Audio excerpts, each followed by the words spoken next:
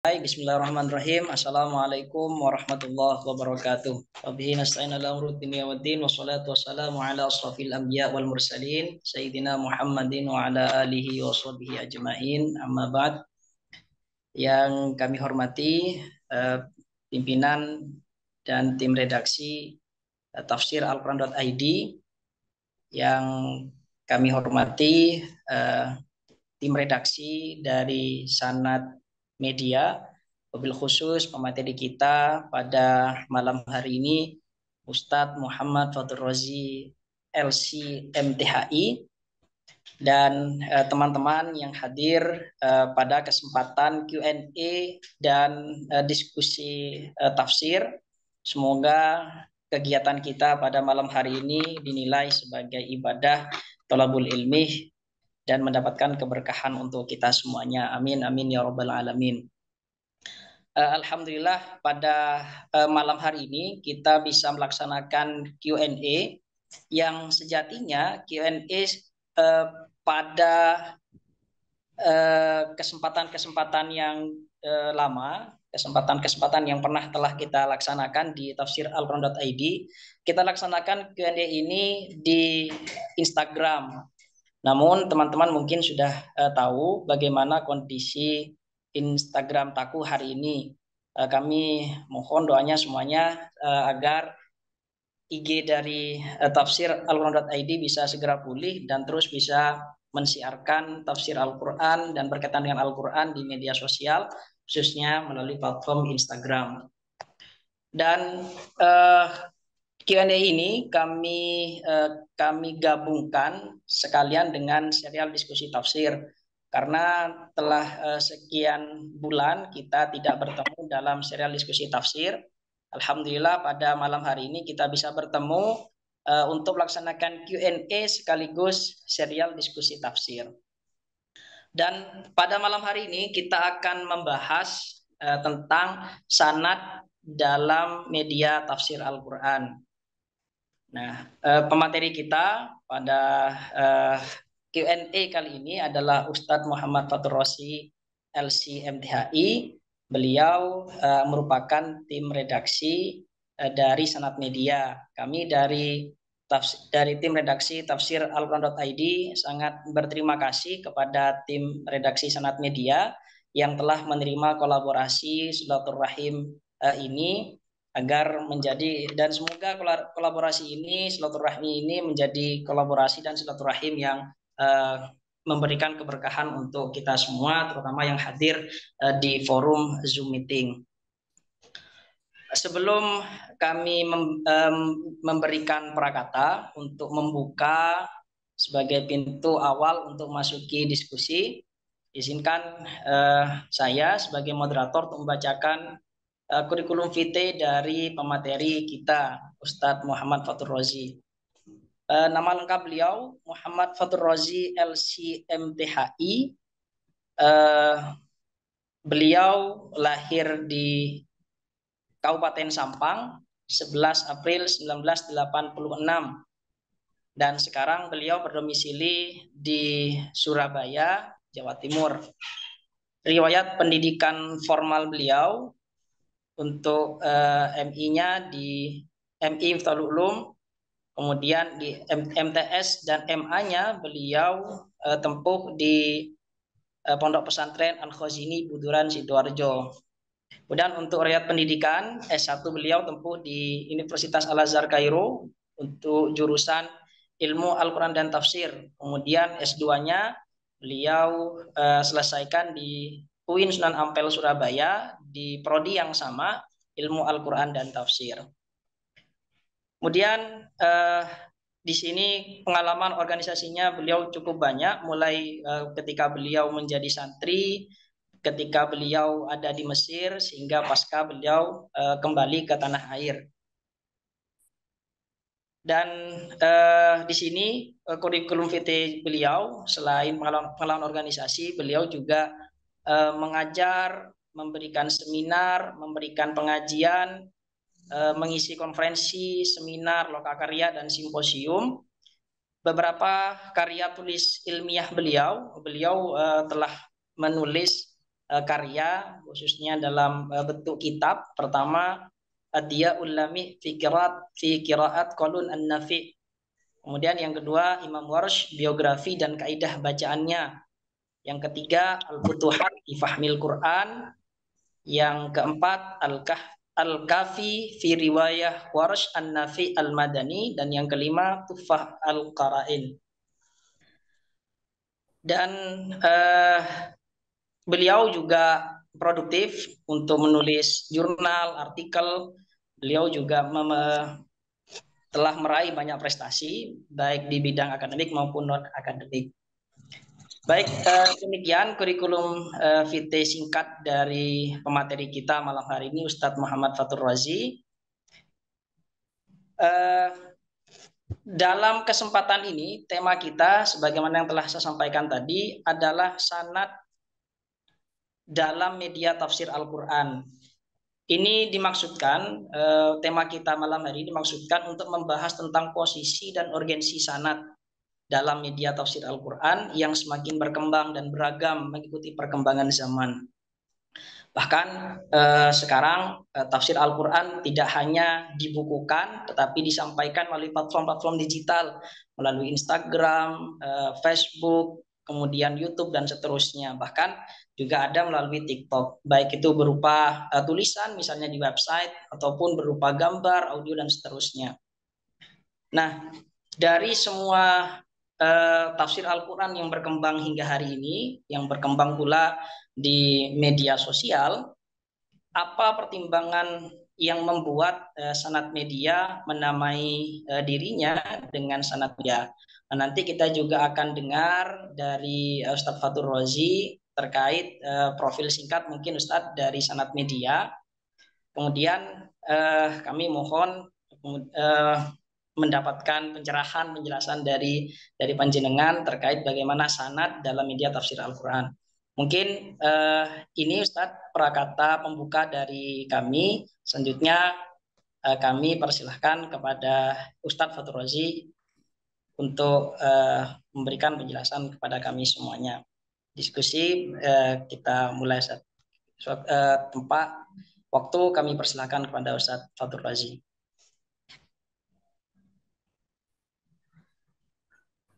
Assalamualaikum warahmatullahi wabarakatuh. Waalaikumsalam warahmatullahi wabarakatuh. Terdengar ya? Terdengar Ustaz? Alhamdulillah. Alhamdulillahirabbil alamin wassalatu wassalamu ala asyrafil anbiya'i wal mursalin wa alihi wa sahbihi ajma'in. Terima kasih kepada Mas A'lal Firdaus. Ini namanya saja sudah di atas surga. Afwan Ustaz. Amin, amin. Kemudian terima kasih juga kepada Tafsir Al-Quran.id, tim redaksi Tafsir Al-Quran.id dan peserta teman-teman semuanya. Berkaitan dengan sanad secara umum, tentu saja saya meyakini bahwa yang hadir pada malam hari ini adalah mereka-mereka yang sudah mahir. Jadi saya tidak perlu menjelaskan secara detail tentang sanad, tetapi yang ingin saya sampaikan adalah pentingnya sanad di era sekarang. Kalau sanad dari berbagai literatur itu mesti disampaikan dengan silsilatur ruwat, atau disebutkan hikayatun antorikil matan. Tetapi transmisi sanad atau transmisi periwayatan yang berkembang itu sekarang bukan sekedar melalui talaki secara tatap muka, tapi ada pula transmisi itu boleh dilakukan melalui seperti ini, seperti melakukan Zoom atau juga melakukan mendengarkan ceramah yang dilakukan misalkan seperti Gus Baha itu kan semua merupakan transmisi karena sebagian ulama itu tidak hanya menjelaskan atau mendefinisikan sanad itu silsilatur ruwat, tidak juga tidak mendefinisikan hikayatun antorikil matan saja, tetapi ada ulama yang mendefinisikan itu nakal. Nakal itu memindahkan atau menukil. Menukil itu baik mendengarkan, baik juga membaca, itu juga secara umum adalah menukil. Nah, sekarang sudah berkembang teknologi yang sudah canggih. Hanya saja apapun bentuknya yang kita terima melalui transmisi ini, yang paling urgen itu adalah di tengah-tengah maraknya atau gebrakan informasi, gebrakan teknologi yang sangat canggih, kita mau tidak mau tetap kita harus memiliki dasar juga memiliki pengetahuan yang itu mampu mendukung dari pemahaman ilmu yang kita ambil. Kalau misalkan kita sekedar menukil, memindahkan, mendengarkan, kemudian mengambil, nah ini yang terjadi adalah maka sanad itu akan menjadi rancau. Kenapa demikian? Salah satu di antara keistimewaan kita sebagai umat Nabi Muhammad yaitu sanad. Itu dikatakan dari berbagai literatur termasuk diantaranya buku-buku tafsir atau ulumul Quran, itu keistimewaan umat Nabi Muhammad itu adalah dengan sanad. Dan walaisa li ahadihim, dan tidak ada di antara umat yang lain, walaisa li ahadin minal umamis sabiqah, dan tidak ada satupun di umat-umat masa lalu yang memiliki keistimewaan sanad. Artinya sekolah nih. ini transmisi periwayatan, sehingga Al-Quran itu dengan tegas mengatakan yuharrifunal kalima amma wadhi'ih, karena itu mereka telah melakukan pentahrifan atau perubahan, melakukan campur tangan, ya, yang kemudian merusak apa yang disampaikan Allah dalam Injil, dalam Taurat, dan seterusnya. Nah, ini kemudian pentingnya sanad itu kita mampu mengetahui apakah yang kita terima ini betul-betul dapat dipertanggungjawabkan atau tidak. Dan pertanggungjawaban itu harus memiliki pengetahuan yang mendukung dari apa yang kita terima. Misalkan kita ini belajar tafsir, tapi nol dalam pengetahuan bahasa. Nah, ini juga berbahaya sekali. Kita sering mendengar dalam media ulama, ya saya tidak mau mengatakan ulama karena terlalu besar kalau dikatakan ulama. Seorang mengatakan innama yakhsyallaha min ibadihil ulama. Itu dikatakan ulama itu bukan hanya manusia, tapi kambing pun ada ulama, yang kan ngawur itu. Kemudian di era pencapresan pada tahun 2019 itu juga inna khaira man istajartal qawiyul amin. Jokowi itu representasi daripada Jokowi, Al Amin itu representasi daripada Ma'ruf Amin. Itu kan keliru sekali itu. Kalau tidak mau dikatakan sesat, ya keliru. Kalau tidak mau dikatakan falyatabawwa maq'adahu minan nar, ya itu sesat. Itu kan bahaya sekali kalau itu tidak didasari oleh pengetahuan yang mampu mendukung. Orang dulu bagaimana ya menafsirkan Al-Quran itu bagaimana? Karena ini penting sekali. Sanad itu kita ketika kita menyampaikan ayat-ayat Al-Quran itu harus dipertanggungjawabkan. Pertanggungjawaban itu ya dengan sanad itu. Dengan sanad itu. Dulu orang berlomba-lomba itu sampai eh, pergi ke berbagai negara. Saya ada satu cerita, ini Masruk.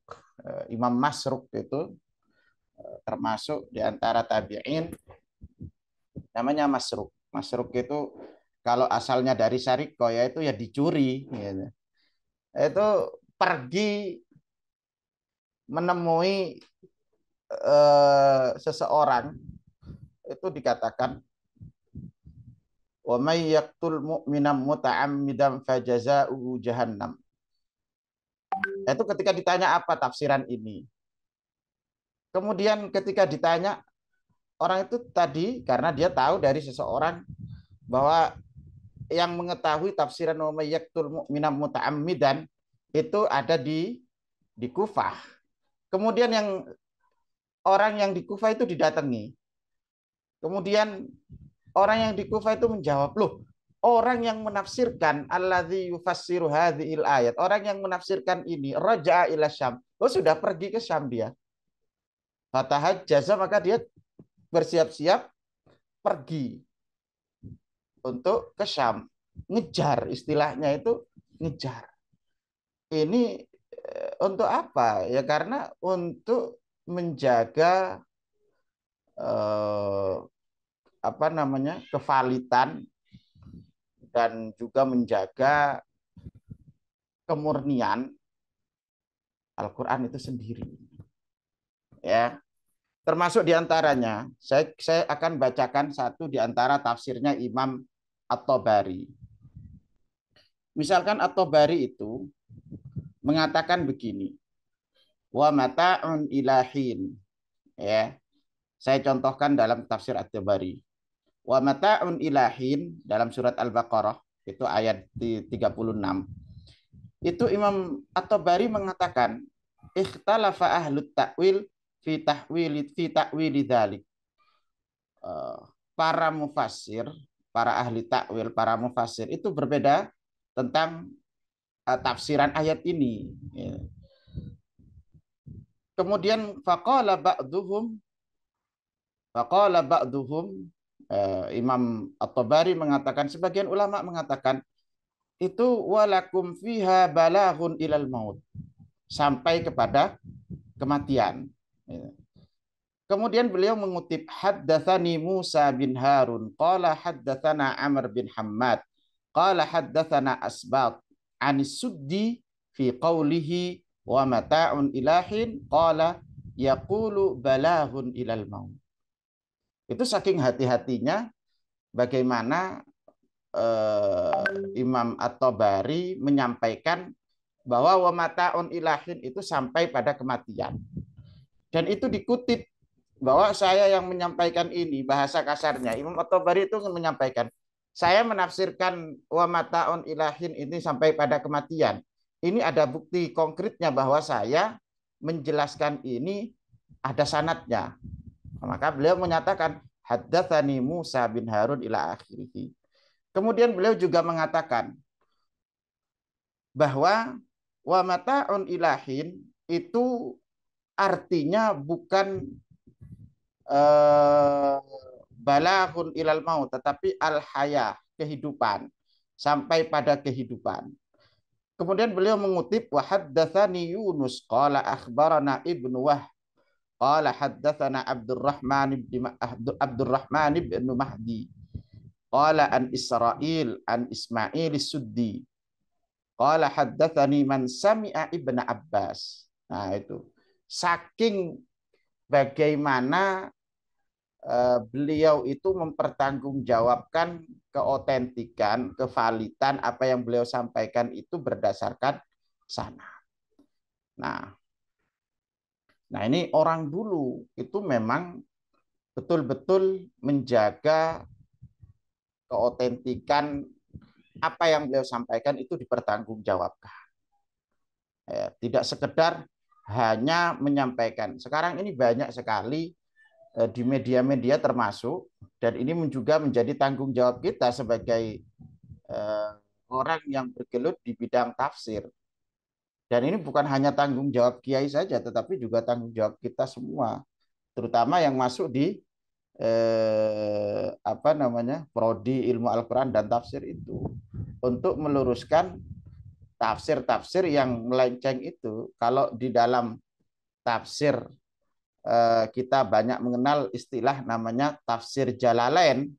Nah ini yang menjadi pegangan kita, tapi mereka juga kadang ada yang memegang tafsir jalan lain. Nah ini kan berbahaya sekali itu. Nah kemudian bagaimana kemudian kita melihat tafsir ini sebagai penjelasan Al-Quran yang kemudian itu menjadi satu tuntunan agar Al-Quran itu berada di jalur yang betul-betul dapat menjadi petunjuk. Tidak sekedar Al-Quran ini kemudian dijadikan kepentingan sementara. Contoh seperti tadi itu, kalau misalkan Pilpres pada tahun 2019, inna khairam man istajartal qawiyul amin. Nah, itu kan berbahaya sekali. Walaupun di ayat yang lain ada pendukung yang lain menggunakan ayat yang lain misalkan. Nah, yang saya tahu itu kemudian. Nah, kemudian macam-macam sanad dalam tafsir. Sanad dalam tafsir itu ada. Sanad dalam tafsir ini yang pertama itu marfu. Marfu itu sampai kepada sahabat. Kalau di dalam hadis itu kan sampai kepada Rasulullah. Nah ini yang dimaksud di sini itu adalah sanad. Itu yang pertama itu yang pertama itu marfu. Marfu itu sampai kepada Rasulullah. Sampai kepada Rasulullah. Misalkan Rasulullah menjelaskan ghairil maghdubi al yahudu waladdallin an nasara. Nah, itu tafsir itu sudah sangat sangat masyhur sekali. Kemudian Rasulullah juga mengatakan wa a'iddu lahum mastata'tum min quwwatin wa min ribatil khaili turhibuna bihi aduwallah wa aduwakum wa akharina min dunihim. Kata Rasulullah, ala innal quwwah ar-ramyu. Ala innal quwwah ar-ramyu. Ar-ramyu itu ya tombak, senjata. Kemudian yang kedua itu mauquf. Mauquf ini tafsir yang sampai atau silsilah sanad atau transmisinya sampai kepada sahabat. Qaulan au fi'lan. Nah, ini ada cerita menarik. Dulu ketika para sahabat, saya contohkan singkat saja. Oh, ini masyhur sekali dalam kajian tafsir, masyhur sekali. Dan ini juga menjadi satu bukti bahwa tafsir isyari itu ada gitu. Saya kira teman-teman ini sangat banyak sekali yang mendengar cerita ini. Sayyidina Umar itu membawa Ibnu Abbas, karena Ibnu Abbas ini orang yang didoakan oleh Rasulullah sebagai turjuman Al-Quran. Beliau sudah sangat masyhur sekali bahwa Allahumma faqihu wa 'allimhu ta'wil, yang didoakan oleh Rasulullah Shallallahu Alaihi Wasallam, sehingga Ibnu Abbas ini orang yang paling mengerti dan termasuk aktsarus sahabati tafsiron, orang yang paling banyak menafsirkan Al-Qur'an di samping empat sahabat, ya, Abu Bakar, Umar, Utsman, Sayyidina Ali.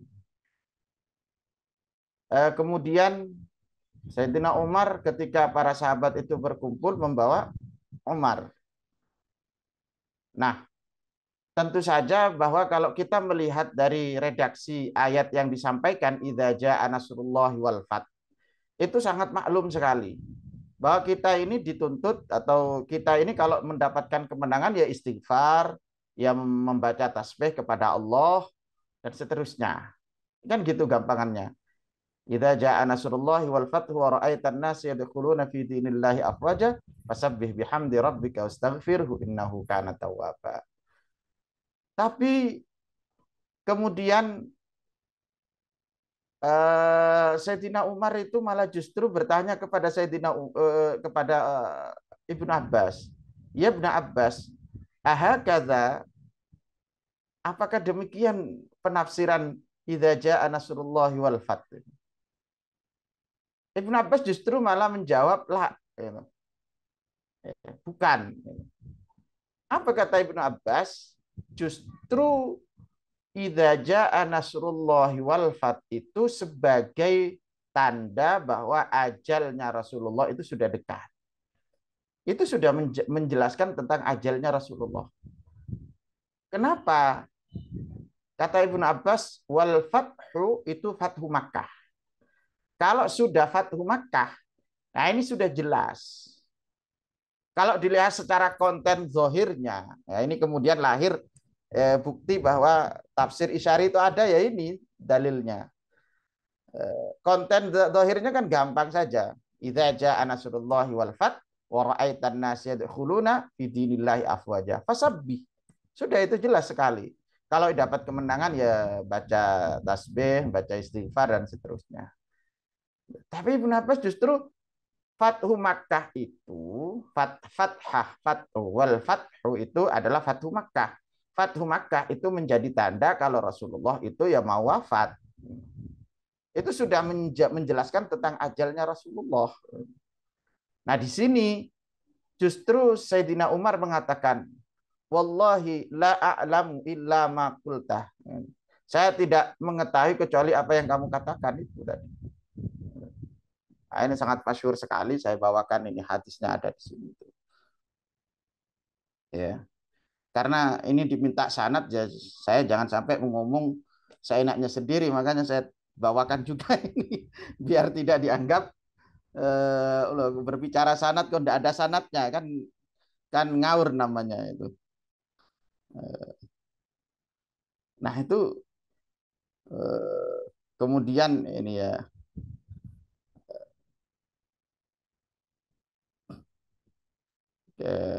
kata sahabat, faqala ba'duhum, sebagian sahabat mengatakan, umirna an nahmadallah wa nastaghfirah idza nusirna wa futiha alaina. Kemudian faqala ya ibn Abbas akadzaka qauluka, apakah demikian apa yang akan kamu sampaikan? Qultu la.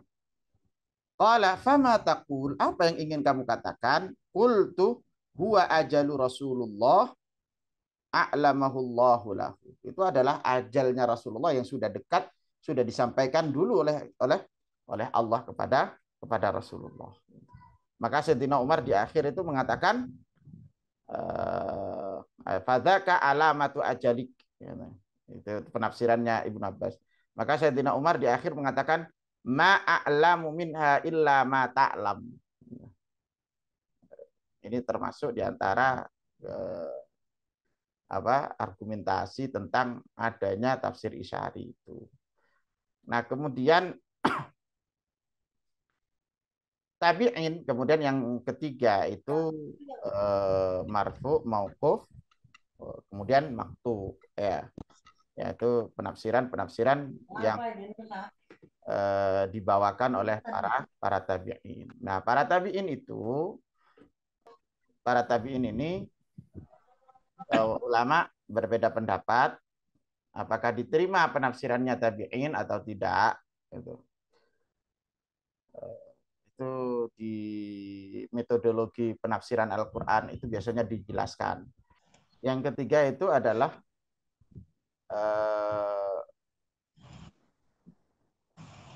waktu yang diriwayatkan oleh para tabi'in. Ulama berbeda pendapat apakah penafsiran para tabi'in itu dapat diterima atau tidak.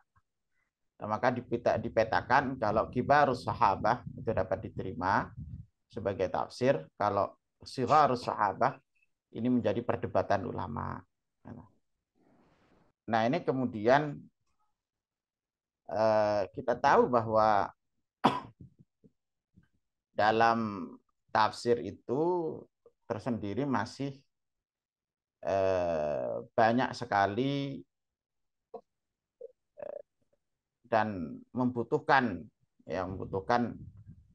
ilmu pendukung untuk menjelaskan dan mampu menjelaskan penafsiran-penafsiran yang dapat menyesuaikan dengan an-muradillah, dengan sesuai dengan kehendaknya Allah. Maka para ulama itu banyak, meskipun ini tidak tahu di referensi-referensi kitab ulumul Quran itu mesti waqala ba'duhum mendefinisikan tafsir itu adalah ilmun yabhathu ya kashfi ma'anillah itu bihaitsu mastata al-insan bihaitsu al-insan itu. Jadi ilmu yang membahas tentang bagaimana menyingkap makna-makna an-ma'anil Quran ya. Makna-makna yang terdapat dalam Al-Quran sesuai dengan kehendak sesuai dengan kemampuan manusia. Sehingga dalam hal ini tafsir terutama dalam media sosial yang sering kita lihat, yang ini tentu ketika kita melihatnya atau kita mendengarkan itu butuh pertanggungjawaban apakah yang disampaikan itu betul-betul tafsir yang muktabar atau itu karya sendiri. Kalau kiai-kiai yang kita yang kita dengarkan misalkan dari Gus Baha tidak pernah menyampaikan kecuali beliau membawa kitab. Itu sudah sangat jelas sekali. Tapi di sisi yang lain banyak ulama yang menafsirkan yang kemudian saya tidak mengatakan ulama, banyak sekali ustadz-ustadz yang menafsirkan dan itu menyesuaikan dengan kepentingan-kepentingan pengundangnya misalkan. Nah ini kalau kita tidak mengetahui standar sanad transmisi dalam tafsir Al-Quran, nah ini sangat berbahaya sekali. Itu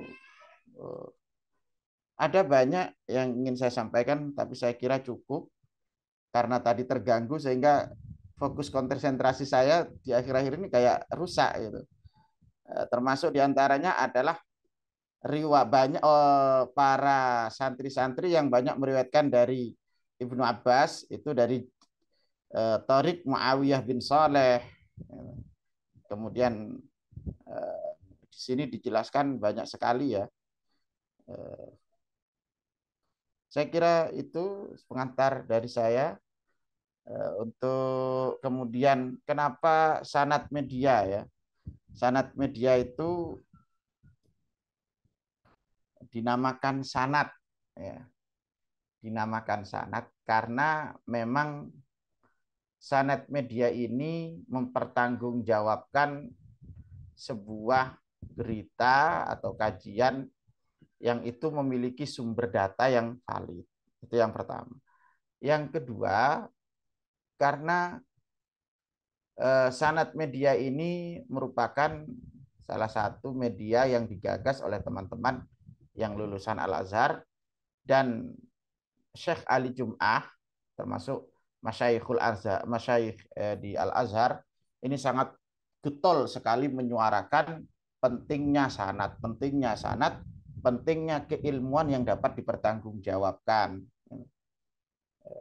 Kalau mau dikatakan, tentu sanad media ini sebagai bagian dari eh, apa namanya, penyambung lidah, ya, penyambung lidah dari para ulama yang dapat dipertanggungjawabkan baik ucapannya maupun perilakunya.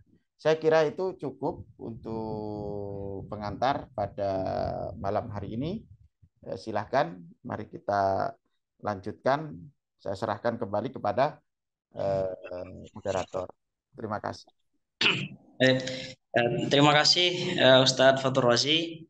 Kami mohon maaf kepada panjenengan dan teman-teman semuanya, ada sedikit gangguan tadi. Semoga tidak menghalangi mengganggu kita untuk melanjutkan diskusi kita, Q&A, tanya jawab. Dan alhamdulillah Ustadz, ada beberapa pertanyaan yang masuk kepada kami melalui platform media yang kami sebar pamflet dan podcastnya. Ya, pertama Ustadz, ada pertanyaan yang masuk. Jika penafsiran Al-Quran atau penjelasan tentang keilmuan Islam umumnya di media online seperti YouTube, IG, FB, Twitter atau X sekarang, web dan lainnya, itu statusnya bagaimana Ustadz? Apakah sanadnya bersambung atau tidak? Itu dulu mungkin Ustadz pertanyaan yang pertama. Fadhal Ustadz. Kalau melalui media seperti itu, apakah sanadnya itu bersambung? Kalau kita selama ini, kalau kita menggunakan media, tapi kita tidak pernah bertemu, tidak pernah muro-muro, dan kita tidak punya tidak punya ilmu pendukung yang mampu memahami dan mencerna itu. Kalau dikatakan sanadnya tersambung, tentu saja bersambung, karena dunia modern sekarang, pertemuan seperti ini sudah dianggap dengan satu majelis. Pertemuan seperti ini sudah dianggap sebagai satu majelis. Andaikan saya sekarang itu mau transaksi jual beli dengan Ustadz A'lal, itu sudah sah. Itu dalam satu majelis. Itu sudah dikatakan sudah satu. Nah, dalam kajian ilmu yang dipertanggungjawabkan itu bukan persoalan sanad semata, tetapi kalau dikatakan sanadnya sambung, ya tetap sambung, wong dia mampu mencerna, menerima, ya.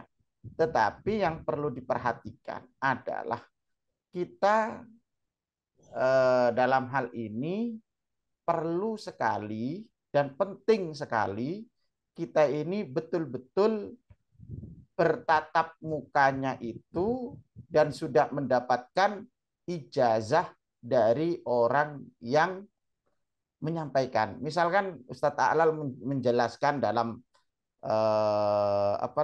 dalam YouTube, kemudian beliau menyampaikan apa yang saya sampaikan, saya ijazahkan, saya berikan dan dapat dipertanggungjawabkan. Nah, ini sama saja dengan satu majelis. Tersambung. Sanadnya sudah dikatakan tersambung. Kalau kita tidak punya basic ilmu pendukung dan kita mendengarkan saja, dan saya kira ini kalau dikatakan sanadnya tersambung, ya tetap tersambung, tetapi khawatir terjadi kekeliruan sehingga butuh pengetahuan yang mampu mencerna secara detail, sehingga apa yang didengarkan itu tidak keluar dari apa yang disampaikan oleh pematerinya. Saya kira itu. Baik Ustadz, berarti sanadnya tetap tersambung, Hanya kita harus memiliki perangkat keilmuan untuk memvalidasi, verifikasi pengetahuan yang kita dapatkan. Seperti itu, Ustaz. Ya, Baik, untuk pertanyaan kedua, Ustaz. Eh, Ciri-ciri atau karakter konten keilmuan Islam di media sosial yang bersambung sanadnya seperti apa, Ustaz, menurut panjenengan? ya tentu saja itu adalah ulama-ulama yang mutabar. Ya kalau di Indonesia kita ngaji kepada siapa namanya di Lirboyo itu Gus Kafa, kemudian Anuge Anwan Mansur, Gus Baha, yang itu sudah jelas-jelas mapan dan beliau-beliau sudah mengijazahkan, beliau-beliau sudah mengijazahkan untuk ilmu yang disampaikan dalam media itu. Termasuk ya tafsir tafsir Al-Quran ID ini saya kira cukup. Saya kurang saya.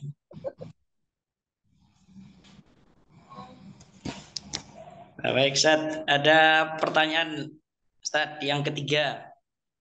Ini kami bacakan dulu pertanyaan yang masuk, Ustaz. Nanti bagi teman-teman yang ingin bertanya, bisa melalui kolom obrolan atau langsung bertanya dengan membuka mic.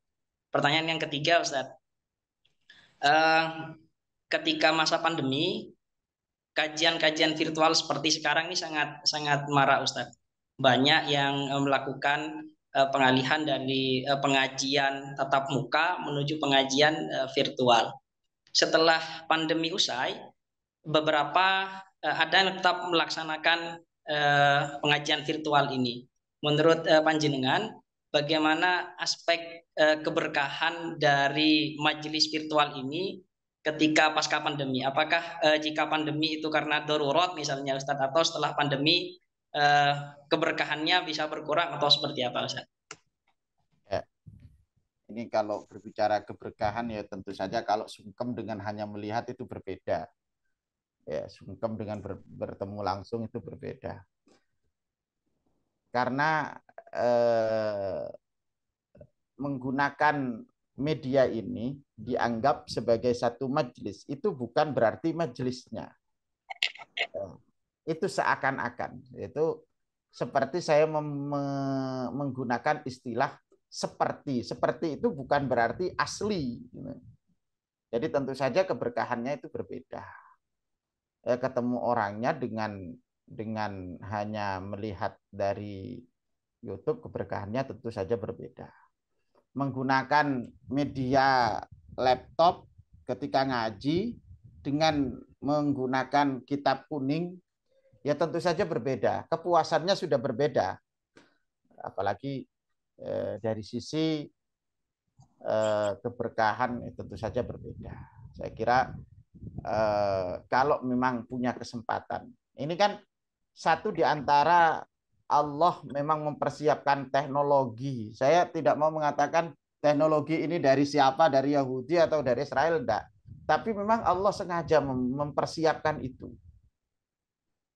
Ya, Allah sudah sengaja mempersiapkan ada Zoom meeting, ada IG, kemudian itu semua adalah kehendak Allah yang memang Allah persiapkan. Andaikan pandemi kemarin itu tidak ada Zoom meeting, nggak ada, kemudian kita internet tidak lancar, wah itu betapa hancurnya dan banyak sekali saya melihat dengan mata kepala sendiri sekolahan itu hampir eh, kolap, gitu ya. Hampir ini. Tapi Allah itu memang sengaja sebelum pandemi itu kita sudah mengenal yang namanya Zoom, sudah kita bahkan ketika saya PKDP kemarin setahun sebelum pandemi itu Kemenak sudah menyiapkan yang namanya pembelajaran jarak jauh, Masya Allah. Dan itu sudah didiskusikan di pusat sana ternyata. Nah, ini adalah ketentuan Allah. Ya, ya kita terima bahwa andaikan media-media seperti ini kita tidak boleh menjauh, terutama apapun yang mahir dalam bidang ini ya laksanakan saja. Saya kira itu. Baik, Ustaz. Terima kasih. Ini untuk pertanyaan terakhir yang masuk ke kami sebelum diskusi ini kita mulai. Pertanyaan yang terakhir, kita dalam transmisi perkataan hadis mengenal kritik sanad, kemudian kritik matan dan seterusnya, untuk melihat apakah ketersambungan itu tersambung dengan baik atau ada ketidaktersambungan di awal, di akhir atau di pertengahan. Kemudian kita juga sangat selektif untuk memilih dalam transmisi itu. Maka kami pernah ingat Ustadz, di pesantren itu ada undur maqalah wala tandur manqalah. Kemudian kalau kita melihat bagaimana transmisi hadis, undur manqalahnya yang diawalkan daripada maqalahnya. Ketika penafsiran masuk ke dalam media sosial, Ustadz, menurut panjenengan yang harus kita dahulukan itu yang mana, Ustadz? Undur manqalah atau undur maqalahnya, Ustadz? Kalau saya dua-duanya itu. saya tadi saya contohkan itu, ya saya contohkan dan saya melihat sendiri videonya itu. Innama yakhsyallahu min ibadil ulama. Ulama itu bukan terdiri dari manusia saja. Itu juga hewan dan segala macam karena diawali dengan kata-kata itu wad-dawabi wal an'ami mukhtalifun alwan. Nah, itu kan bahaya itu. Saya kira dua-duanya. Kalau melihat karena ini kalam Allah ya. Kalam Allah itu perlu validitas, perlu kevalitan yang betul-betul dapat dipertanggungjawabkan. Bukan hanya sekedar mangkola atau makola, tetapi dua-duanya itu harus apa yang disampaikan. Kita ini kadang apa namanya? Kalau misalkan katakanlah ada orang terkenal, kemudian ucapannya itu seperti kakaulin Nabi malah. Ada orang terkenal, kemudian dia menyampaikan suatu ayat, kemudian ditafsirkan. Karena keterkenalan itu kemudian kita ambil. Nah itu kan bahaya juga. Ada juga orang yang tidak terlalu terkenal. Orang pesantren itu biasanya tidak terlalu terkenal. Dan ngaji seadanya. Kadang ya dibandingkan dengan video saya masih bagus video saya lah di sini nih. Kameranya masih bagus kamera saya gitu. Tapi itu kadang ucapannya bagus sekali, tapi orangnya tidak apa ucapannya dapat dipertanggungjawabkan. Tapi orangnya dilihat orangnya kayak tidak meyakinkan. Jadi kalau menurut saya ya dua-duanya harus diperhitungkan. Bukan sekedar makola tetapi mangkolanya saja juga. Sekarang apa sih kalau orang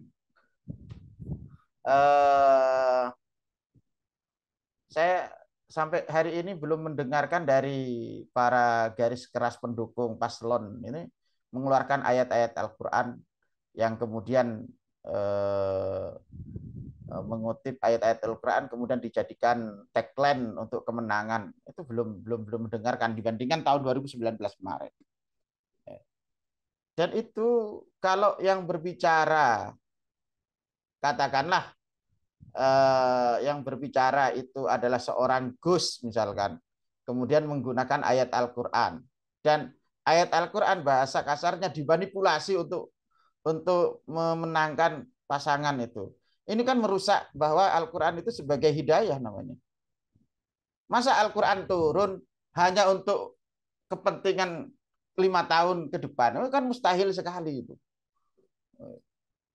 Kemudian walaupun itu Gus misalkan, ada orang yang tidak Gus tapi ya kalau maling ya enggak, cuma orang biasa katakanlah mahasiswa masih semester 2 misalkan jurusannya dan ketika kuliah ya nggak nggak patek ngereken, masuk enggak. Tapi omongannya ketika mendengarkan dari kiainya disampaikan, kok meyakinkan sekali ucapannya, tapi dia tidak meyakinkan orang. Kan itu perlu dipertanggungjawabkan juga. Kayak ini ngomong bener gak sih? Jangan-jangan ngelindur. Kok omongannya bener, tapi orangnya tidak meyakinkan. Wong kuliah saja ndak dapat genah. Saya kira itu mangkola wa makola itu satu dua-duanya harus harus dipertanggungjawabkan. Baik, terima kasih Ustadz. Bagi teman-teman yang ingin bertanya, ini di kolom obrolan masih belum ada Ustadz. Jadi kami persilahkan bagi teman-teman yang ingin bertanya secara langsung untuk raise hand terlebih dahulu. Nah ini ada yang masuk Ustadz di kolom obrolan Ustadz dari Mas Harvin. Mas Harvin ingin bertanya secara langsung atau kami bacakan oleh moderator?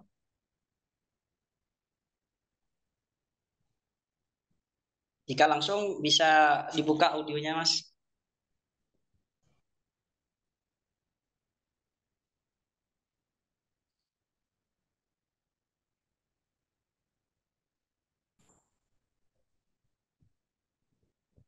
Oke, dibacakan saja Ustaz. Ini Ustaz ada pertanyaan yang masuk dari Mas Harvin. Kalau mankolah yang didahulukan, lantas bagaimana teman-teman yang secara keilmuan belum meyakinkan tetapi sudah menulis kajian tafsir di medsos? Bagaimana Ustaz? Padahal Ustaz. Gimana? Eh, Kalau mankola yang didahulukan, lantas bagaimana teman-teman yang secara keilmuan belum meyakinkan, tapi sudah menulis kajian tafsir di medsos? Itu yang didahulukan. Saya kan tidak mengatakan mangkola itu. Dua-duanya harus dipertanggungjawabkan.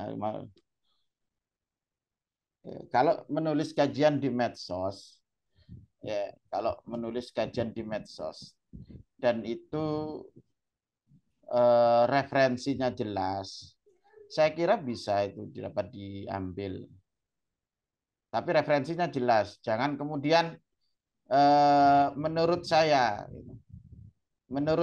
dan menurut saya. Nah ini kan kalau sudah mengatakan menurut saya itu sudah final itu. Artinya saya mengatakan begini. Idza jaa nasrullahi wal fath. Menurut saya ini ayat gak pas kalau seperti yang ditafsirkan oleh Ibnu Abbas misalkan. Lah, terus kalau seperti itu kan berarti kan sudah final. Artinya final, saya sudah berpendapat secara pribadi. Kalau saya sudah berpendapat secara pribadi, itu sudah selesai sebenarnya.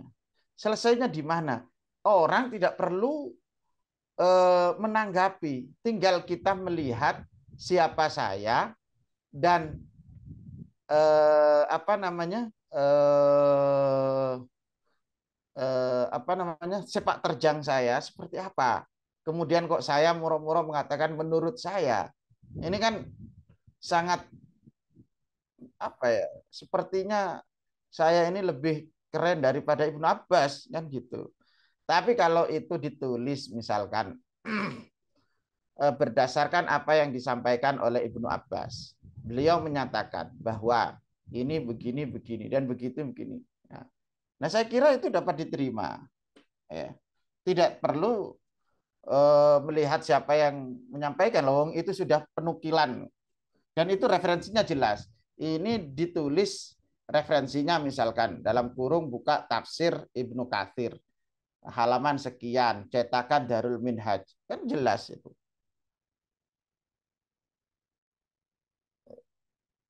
Jadi enggak pendapat saya apa namanya kalau sudah mengatakan pendapat saya ya sudah berarti final itu selesai. Enggak ada lagi perdebatan karena itu sudah menyangkut pribadi pendapat pribadi saya. Artinya kalau sudah berpendapat pribadi saya, sampai tinggal melihat saya. Sepak terjang saya di mana? Masa saya sebagai tukang servis sepeda, kemudian saya mengatakan menurut saya, ya kan lucu sekali gitu. Tapi kalau dia mengutip saya sebagai tukang servis sepeda, tapi mengutip ini dari kitab ini, dari kitab ini. Kemudian juga ada kadang itu asal nge-share dan tidak baca. Ini yang membahayakan juga. Apapun yang dikatakan oleh seseorang, kemudian di-share. Dan itu tidak ada taklik. Taklik itu tidak ada komentar bahwa ini loh kesalahannya, ini tidak ada. Murah-murah dari tokoh siapa, kemudian di-share. Saya kira itu tidak bisa dipertanggungjawabkan. Dalam hal ini kalau berbicara sanad, itu tidak bisa dipertanggungjawabkan seperti itu. Demikian ya Mas Harvin ya. Baik Ustadz, ini ada yang bertanya lagi di kolom obrolan. Ini mungkin untuk teman-teman pertanyaan terakhir sebelum nanti kami tutup. Pertanyaannya dari Mas Yosinro Ramazahri. Pertanyaannya adalah dalam penggunaan platform media sosial, bagaimana para penafsir dapat menciptakan konten yang mendalam dan mendidik sehingga mampu membimbing audiens dalam merenungkan makna-makna Al-Quran secara kontekstual dan relevan. Bagaimana Ustaz? Nah ini sebenarnya itu tugas kita semua itu. Ini penting, termasuk diantaranya kita ini juga harus menjadi antitesis dari mereka-mereka yang menggunakan ayat-ayat Al-Quran sebagai sebagai kepentingan sementara. Kita ini perlu menyampaikan ayat-ayat Al-Quran yang bersifat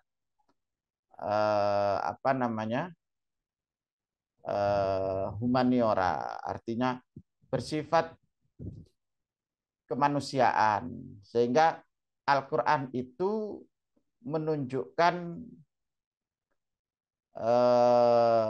sebagai hudan linnas, tidak hanya hudan tetapi sebagai rahmatan linnas, tidak hanya sebagai rahmat tapi juga wabusyra, sebagai kabar gembira.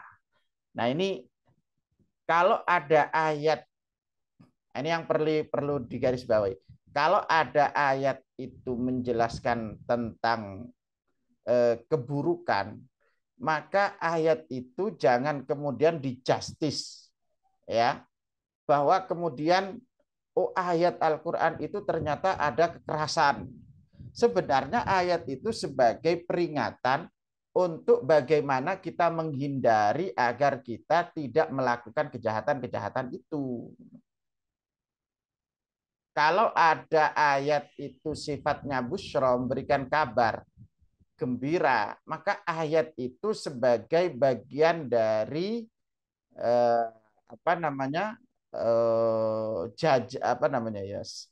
hidangan untuk kita supaya kita senantiasa untuk berjalan di jalur itu.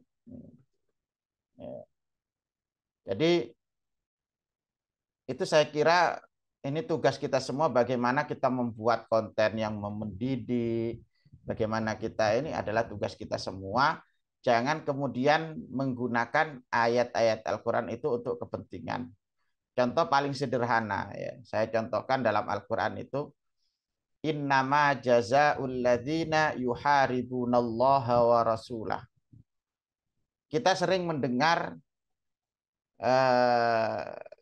kadang, dan ini terjadi juga pada tahun 2019. Kalau tidak mendukung ini, itu sama saja tidak mendukung agama Allah.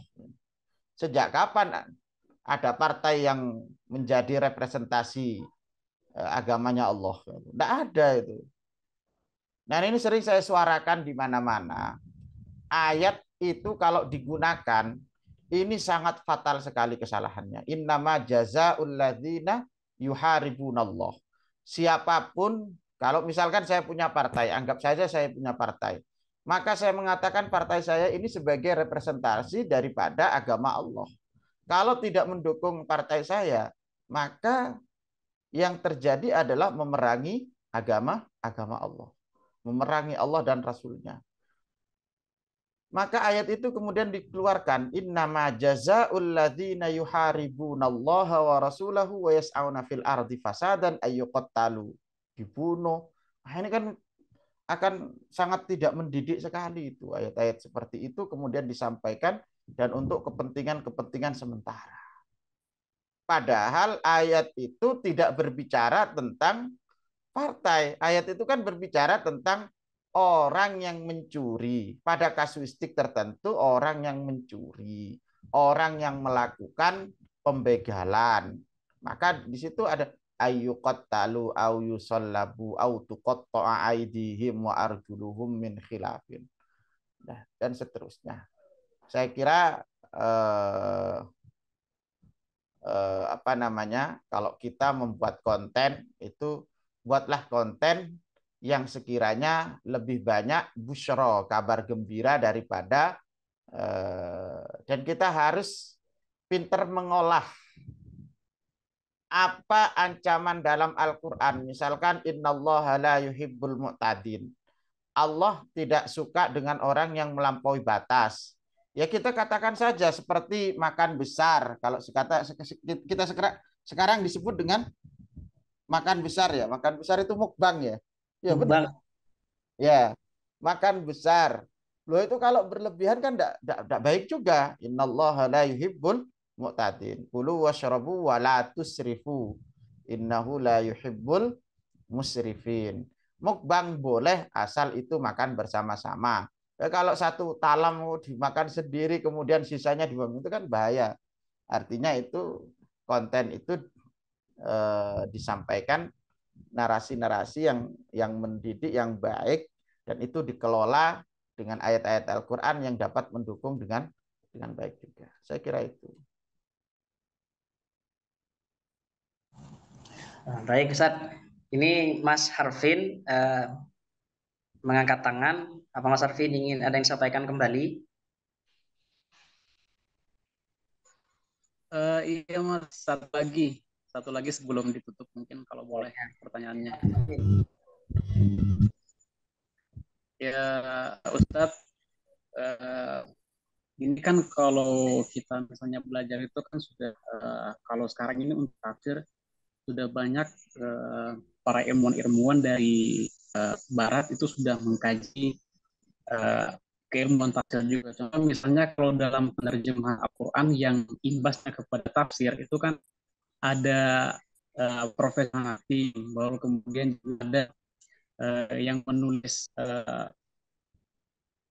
referensi misalnya Ahmad Jawensing itu menulis referensi tentang bagaimana pencarian hadis.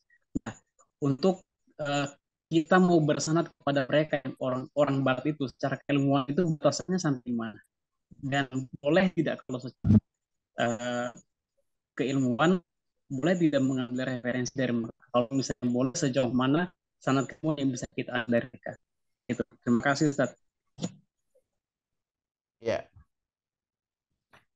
saya teringat ketika Pak Quraisy Shihab itu dulu ditanya tentang tafsir hermeneutik gitu. Apa pendapat beliau? Kita umat Islam ini tidak pernah kaku. Artinya dalam artian selama itu sesuai dengan keilmuan Islam dan itu sudah matang, tidak mentah, artinya sudah matang. Kita boleh terima pendapat itu. Kita boleh terima pendapat itu. Apakah kita bersandar sanad kepada mereka? Tentu saja tidak sebenarnya. Tetapi kita punya mi'yar sendiri, kata beliau itu, kita ini punya ukuran sendiri. Kita ini jangan kemudian membebek kepada mereka, apa yang datang dari mereka dianggap kebenaran, apa yang ada di dalam diri kita, kita tidak pernah menyentuh dan tidak pernah mendalaminya. Sehingga sedikit-sedikit yang datang dari mereka, itu kita jadikan sebagai kalam Tuhan misalkan. Apa yang datang dari mereka kita terima. Tentu saja tidak. Kata beliau, kita ini punya mi'yar. Mi'yar itu punya timbangan sendiri, punya ukuran sendiri. Kalau itu sesuai dengan tidak keluar dari apa yang ada di dalam Islam, kita bisa menerima pendapat mereka. Bukan berarti kemudian kita, oh ternyata kita bersanad kepada mereka. Gitu. Tentu saja tidak, secara langsung tidak, karena kita punya mi'yar. Mi'yar itu punya ukuran. Kalau begini ternyata, saya contohkan hermeneutik. Dulu saya pernah bertanya kepada dosen saya di Mesir, ketika saya waktu itu semester 7, saya mengatakan, saya bertanya, marok yuka anit tafsir hermeneutik, an tafsir hermeneutik. Beliau kaget, kata beliau begini, kamu semester 7 saja sudah tanya hermeneutik ke saya, katanya. Sudah, enggak saya jawab dengan teman-temanmu, nanti ya setelah ini saya jawab, katanya. Nah, ketika selesai kuliah itu beliau menjawab. Beliau menyampaikan, ya kita ini sebagai ilmuwan, sebagai muslim, ya, kita tidak tidak antipati kepada pendapat mereka, tidak. Artinya, tidak semua apa yang mereka sampaikan itu keluar dari Islam. Nah, itu kita bisa terima. Tapi kalau itu sudah menyinggung prinsip-prinsip Islam dan keluar dari prinsip-prinsip Islam, tentu saja kita harus mengkonter, menjelaskan. Karena mereka itu ada kemungkinan dua. Nah, ini bukan perkataan dosen saya, bukan. Mereka itu ada kemungkinan dua. Nah, ini kata Syekh Abdul Fattah Al-Qadhi, itu ketika ada orang yang mengingkari qiraat, itu ada dua kemungkinan. Satu, karena ketidaktahuan, dan ini derajatnya paling rendah. Derajatnya rendah. Itu karena ketidaktahuan. Orang kalau tidak tahu, mesti itu apa istilahnya, seperti orang yang bertanya kemudian ingin mengetahui itu.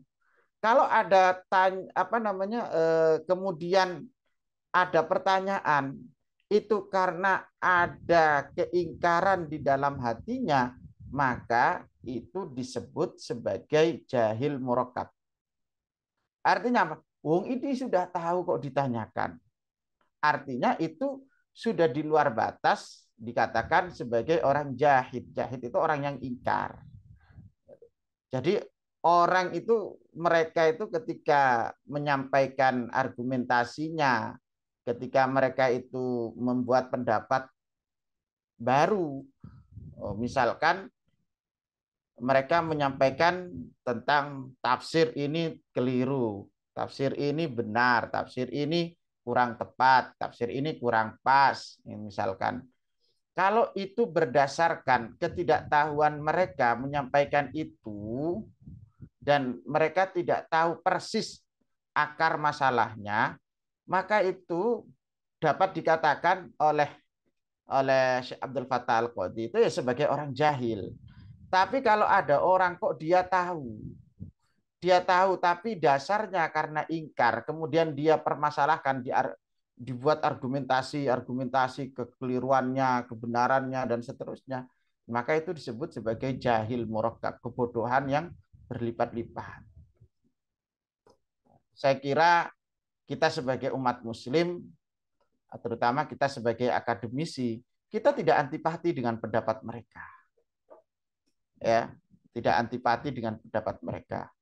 Saya banyak sekali menemukan dosen-dosen saya dulu ya tidak antipati dengan mereka, dengan dengan orang-orang orientalis, dengan pendapat-pendapat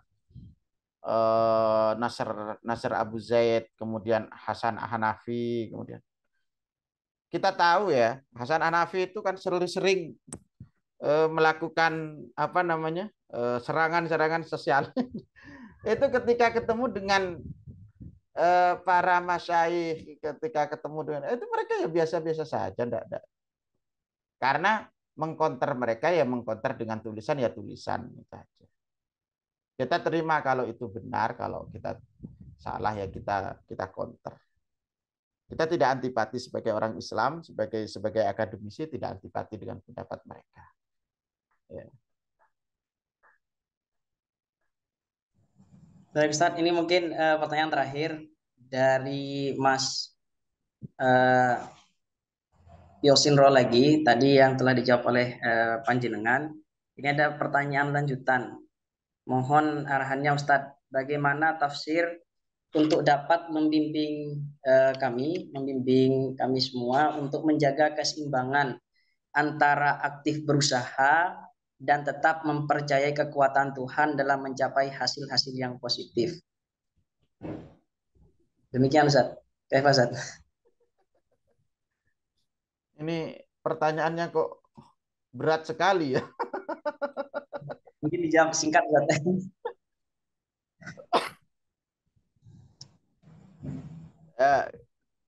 Kalau tafsir menjaga keseimbangan dan berusaha itu berusaha apakah usaha apa ini?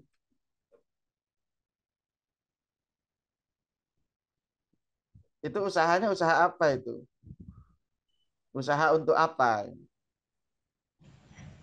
Ini ada kelanjutannya Ustadz. Ada contoh misalnya ada si A yang selalu beribadah tapi sedikit usahanya. Sedangkan ada si B yang kerja terus tapi beribadah. Itu maksudnya Ustadz. Oh. Al-Quran itu seimbang ya. Ketika kita menyampaikan wa bataghi fi ma ataqallahu daral akhirata wala tansa nasibaka. Allah itu ya kamu itu yang mempeng kerja, tapi kamu mempeng beribadah, tapi ya jangan lupa ya bagian dari duniamu. Maka Allah itu dalam ayat-ayat banyak mengatakan itu fabtahu min fadlillah wabtahu min fadlillah. Kemudian ada ayat wa quli amalu, bekerjalah wa quli amalu fasayarallahu amalakum wa rasuluh itu. Kemudian ayat yang paling apa namanya? Yang paling pas itu wabtaghi fi ma ataqallahu daral akhirata wala tansa nasibaka minad dunya. Ya kita bekerja iya, tapi ya jangan kita beribadah iya, tapi urusan dunia jangan lupa. Misalkan saya ini punya anak 3. Kalau saya ngaji terus, kemudian ada di masjid terus, kemudian pulang-pulang hanya makan, kemudian berangkat ke masjid lagi. Kerjanya cuma 1 jam misalkan. Yakin saya, anak saya kalau ndak nangis ya paling tidak ya ngambek gitu aja. Ini kan gitu, sederhana saja. Artinya ya dunia dengan akhirat itu harus seimbang. Tapi terlalu ngoyo terhadap dunia, mangkana yuridu hartad dunya nu'tihi minha wa ma lahu fil akhirati min nasib. Terlalu ngoyo terhadap urusan dunia, wa ma lahu fil akhirati min nasib. Nanti akhiratnya itu tidak dapat malah. Termasuk juga kalau kita terlalu ngoyo urusan akhirat, ya urusan akhirat terlalu ngoyo. Lah ini bahaya sekali karena Allah sendiri mengatakan faidza qudiyatis sholatu fantashiru fil ardi. Kalau kamu sudah mengerjakan sholat Jumat itu ayatnya, tapi ini bisa diartikan faidza qudiyatis sholatu fantashiru fil ardi wabtaghu min fadlillah. Maka segera itu. Makanya saya itu tidak setuju sekali kalau ada khotib yang ceramahnya sampai setengah jam. Kalau ceramah khotib itu setengah jam, sekalian dibuatkan podium untuk ceramah agama. Jangan khutbah. Itu. Makanya saya tidak setuju karena Al-Quran itu mengatakan فَإِذَا قُضِيَتِ الصَّلَاةُ فَانْتَشِرُوا فِي الْأَرْضِ. Fantashiru fil ardi. Dan itu alasan kenapa khutbah itu didahulukan dibandingkan sholat ketika hari Jumat. Karena orang-orang lari cepetan untuk bekerja. Makanya Allah memperingatkan itu. Fa'idha qudiyatis sholat. Kalau sudah sholat, ya segera kerja. Maka saya setuju kalau ada Jumatan masjid itu jam 1 maksimal harus selesai dan bersih masjidnya. Saya setuju itu. Karena itu sesuai dengan panduan Al-Quran. Ya, kalau khutbahnya sampai jam 1, zuhurnya jam setengah 12, Nah ini eh, saya kira tidak perlu disalimi. Saya kira itu ya. Jadi seimbang antara usaha dan urusan dunia dan akhirat itu wabtaghi fima ataqallahu darul akhirah wala tansa nasibaka minad dunya. Saya kira itu. Ya, terima kasih Ustadz. Sebelum kami tutup, ada respon, ada ucapan terima kasih yang akan disampaikan oleh pimpinan redaksi Tafsir Al-Quran.id, Ibu Limatus Sauda. Kepada beliau kami persilahkan. Ya, terima kasih. Mohon maaf tidak bisa on cam karena ini di bis ya. Sambil ngekos. Pertama tentunya sangat berterima kasih kepada Ustadz Fatur Rozi. Saya biasanya manggil Cak Rozi ya. Eh, Terima kasih banget Cak sudah sudah memberi apa, sudah menyempatkan untuk sharing dengan kami. Dan saya kira dengan ini eh, kami yang belum pernah kami yang belum pernah menginjakkan kaki di Al Azhar itu merasa seperti nyambung gitu dengan Al Azhar ya, merasa seperti di tengah-tengah Azhari meskipun memang tidak sama dengan ketika ketemu langsung, kata kalau tadi istilahnya dengan sungkem, kapan-kapan Alal harus sungkem itu dengan Ustadz Fatur Razi itu, atau sudah pernah ya karena saja muridnya katanya. Dan Ya. teman-teman yang di Zoom ini juga kalau ada kesempatan nanti semoga bisa bertemu langsung dengan Cak Rozi, semoga bisa bertemu dan sharing langsung dengan Ustadz Fatur Razi. Itu yang pertama. Kemudian yang kedua, jujur Tafsir Al-Quran.id dan Sanad Media, saya lihat kenapa saya kemudian mengusulkan untuk kolaborasi dengan Sanad Media, karena saya lihat dan perhatikan punya tujuan yang sama sebenarnya untuk untuk memeriahkan media sosial dengan cara dengan cara yang damai begitu, Bushro kata Cak Rozi tadi ya.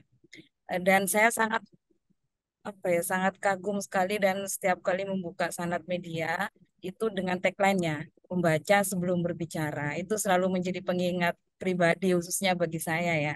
Kan tagline-nya Sanad Media itu kan membaca sebelum berbicara gitu. Itu mengingatkan bahwa ya udah gitu, jangan kalau mau berbicara ya mikir dulu, baca dulu, lama berarti. Gitu ya. Jadi harus hati-hati maksudnya. Entah itu berbicara langsung atau melalui ketikan di medsos kan begitu. Terus yang ketiga ini mungkin begini. eh, Kita itu sebenarnya eh, awareness-nya dalam bermedsos atau bermedia online itu kan kalau asal langsung share gitu kan juga tidak baik. Kemudian kalau mau memberikan respon juga kami-kami yang masih katakanlah kalau istilah Harvin tadi belum cukup keilmuannya gitu, atau setidaknya merasa belum cukup ilmu gitu untuk merespon, misalnya tadi ada komentar atau ada pemahaman tentang ayat yang tidak benar seperti tadi inna khairal man istajartal qawiyul amin, tapi kami merasa insecure gitu kan, kami ini siapa, belum belum levelnya di situ. Nah, kan tentunya tidak boleh begitu juga, mengingat karena insecure itu datang karena ada syarat-syarat mufasir itu kan yang banyak itu yang tertulis di As-Suyuti itu kan harus benar-benar paham usul fikih, kemudian dari segi bahasa harus menguasai dan seterusnya. Eh, Jadilah solusi solusi yang disampaikan oleh Ustaz Fatur Rozi tadi mengenai sanad yang ada yang mengartikan lain dengan nakel, pemindah, dalam arti kita tidak harus menyampaikan pendapat kita sendiri tapi menukir atau memindah mufasir ke pendapat mufasir ke apa yang ingin kita sampaikan, Ustaz,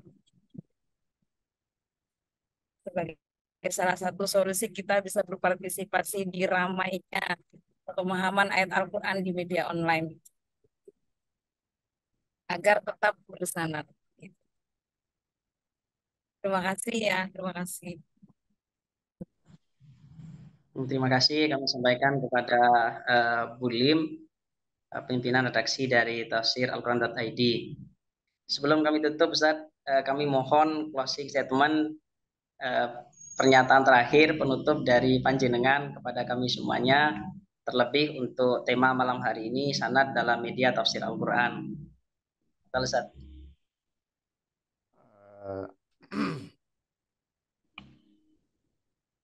Saya itu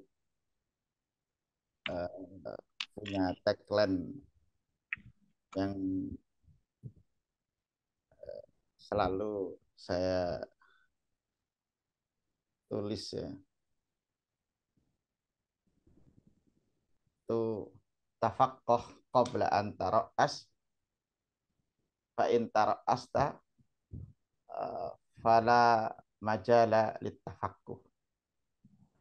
Belajarlah atau pahamilah sebelum kamu menjadi orang besar. Kalau kamu sudah menjadi orang besar, menjadi kepala, maka kamu tidak ada kesempatan untuk belajar. Jadi mumpung kita masih jadi orang kecil seperti saya, ya seperti tentunya seperti saya, belajarlah sebanyak-banyaknya. Ya. Sehingga ketika nanti kalau sudah seperti Bu Limah ini, beliau yang sudah doktor, saya yang sudah umurnya sudah berapa ini, belum doktor ini. Doakan Bu Limah ya, saya doktor nanti ngejar sampean. Apa namanya? Belajarlah dan pahamilah sebelum kamu diangkat menjadi orang besar. Kalau sudah jadi orang besar, maka tidak ada kesempatan lagi untuk belajar. Saya kira itu. Baik, terima kasih Ustadz. Ini menjadi motivasi yang sangat berarti bagi kami, terlebih bagi teman-teman yang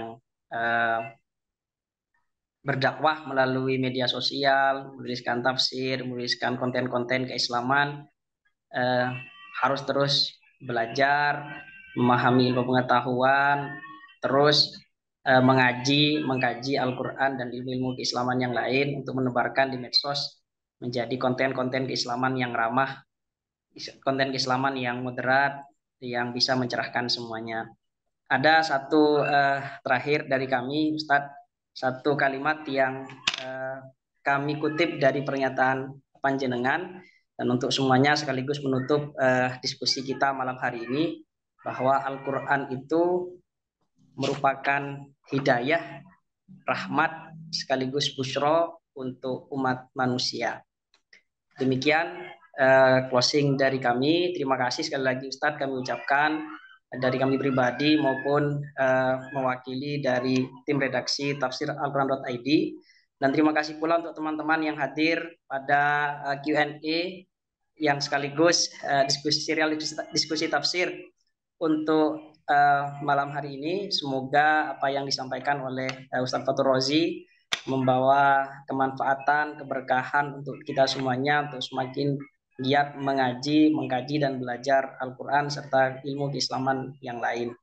Demikian, mari kita tutup dengan doa kafaratul majelis. Subhanakallahumma bihamdika asyhadu an la ilaha illa anta astaghfiruka wa atubu ilaik. Terima kasih Ustaz sekali lagi. Walafuminkum. Wassalamualaikum warahmatullahi wabarakatuh.